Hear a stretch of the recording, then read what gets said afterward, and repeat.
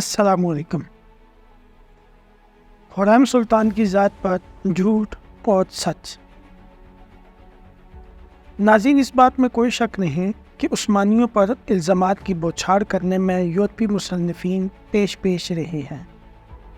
یہ خرم سلطان کی بدقسمتی ہے کہ اپنی شہرت کے باعث مغربی مصنفین کا محبوب موضوع بن گئی، اور یورپی مصنفین نے خرم سلطان کے حوالے سے کئی خیالی قصے تخلیق کر ڈالے۔ افسوس کی بات ہے کہ ہم میں سے اکثر بغیر تصدیق کے یقین کر لیتے ہیں۔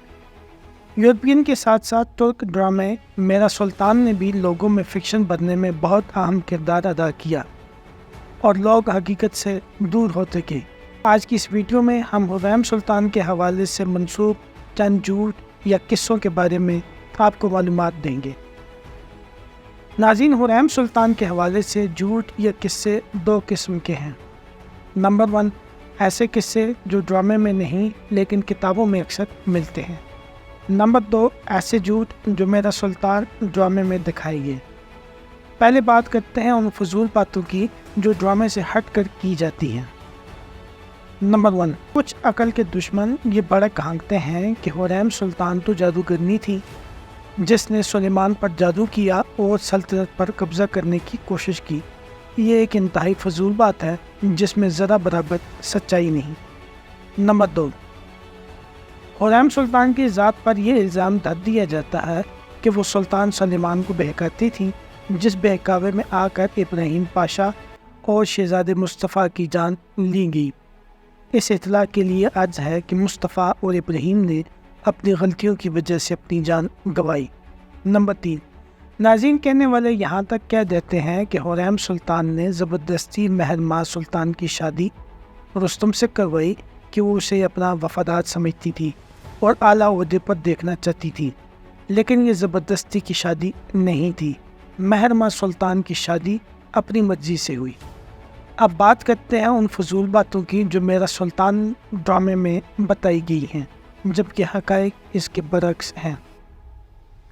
ناظرین، پہلے بھی ذکر ہو چکا ہے کہ یہ ٹی وی سیریز 90% فکشن پر مبنی ہے، لیکن افسوس تب ہوتا ہے جب لوگ اسے تاریخی کردار سے ملاتے ہیں۔ اس ڈرامے کو بنانے والے خود اس بات کو کہتے ہیں کہ اس کا تاریخ سے کوئی تعلق نہیں، تو ہم سچ کیوں سمجھتے ہیں؟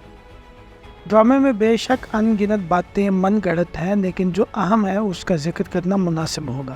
نمبر 1، خرم سلطان کا سلطان سلیمان کے کسی بھی بہن سے ایسا جھگڑا نہیں تھا جیسا ڈرامے میں دکھایا گیا ہے۔ خدیجہ سلطان کی شادی ابراہیم پاشا سے ہوئی، یہ بات بھی یقینی نہیں ہے۔ البتہ سلطان سلیمان کی دیگر کنیزوں سے خرم کا حسد یقینی بات ہے، جیسا کہ ماہ دوران سلطان سے، لیکن ڈرامہ میں جس قدر سازشوں سے بھرپور ہے ویسا بالکل نہیں تھا۔ خرم سلطان کے ابراہیم پاشا سے کوئی جھگڑا نہیں تھا۔ ابراہیم سلطان سلیمان کا چہیتا وزیر تھا، لیکن بے شمار اختیارات کی وجہ سے وہ تکبر کا شکار ہوا، یہاں تک کہ اپنے نام کے ساتھ سلطان کا لفظ بھی استعمال کیا۔ سلطان سلیمان نے اسے قتل کروا دیا۔ خرم ابراہیم کو پسند نہیں کرتی تھی، لیکن اس قتل سے خرم کا کوئی تعلق نہیں تھا۔ شہزادہ مصطفیٰ بے شک سلطان سلیمان کی بے حد قابل بیٹے تھے، لیکن باغی گروہ کو مثبت پیغام دیا جس وجہ سے ان کی جان لی گئی۔ خرم سلطان کی سازش جیسا ڈرامے میں دکھایا گیا ہے ویسا چند یورپی مصنفین تو کہتے ہیں، لیکن اہل ترک نہیں مانتے۔ خرم سلطان کے لیر نامی مصوت سے کوئی محبت کا چکر تاریخ کے کسی گوشے میں نہیں ملتا۔ یہاں پھر سے ٹائمز میں بے شمار فکشن پیدا کرتا نظر آتا ہے۔